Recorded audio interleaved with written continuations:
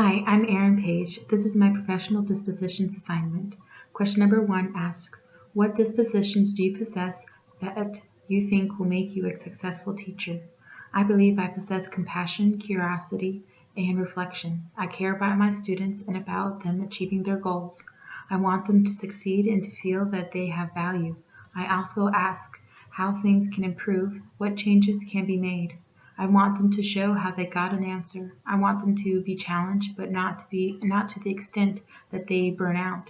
I also reflect on how my lesson went and what would make something easier to understand. It is sometimes hard to hear criticism, but when it is constructive, I usually try to learn from it. Question number 2 asks, what dispositions do you need to work on before you enter the classroom as a first-year teacher? Provide an example of how you plan to uphold these dispositions in the classroom.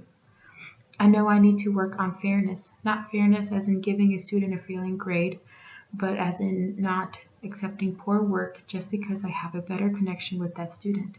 I know that I have a tendency to have favorites. I need to make sure that I do not allow myself to get swayed when it comes time for grading. I plan to cover the names of the students' work and grade accordingly. That way, my bias towards certain students will not cause any problems.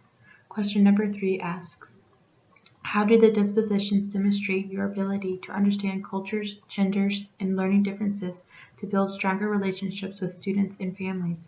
How do potential bias affect teaching?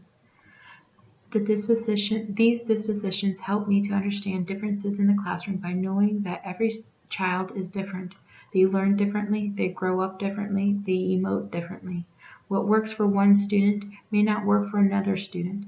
Making sure that each student feels individualized is important. These dispositions help to figure out how to make that possible. Sometimes it is hard to understand a student because of learning differences or culture differences, but when these dispositions are applied the correct way, we learn to embrace those differences and work with them or around them.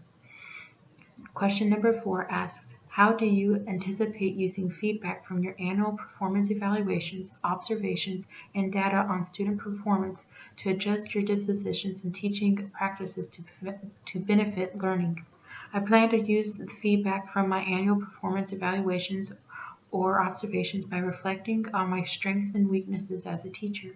I know that there will be some lessons that students will not understand and that need adjusting. I will make sure that I do not give up and place blame on the student's lack of understanding instead of correcting my own weaknesses.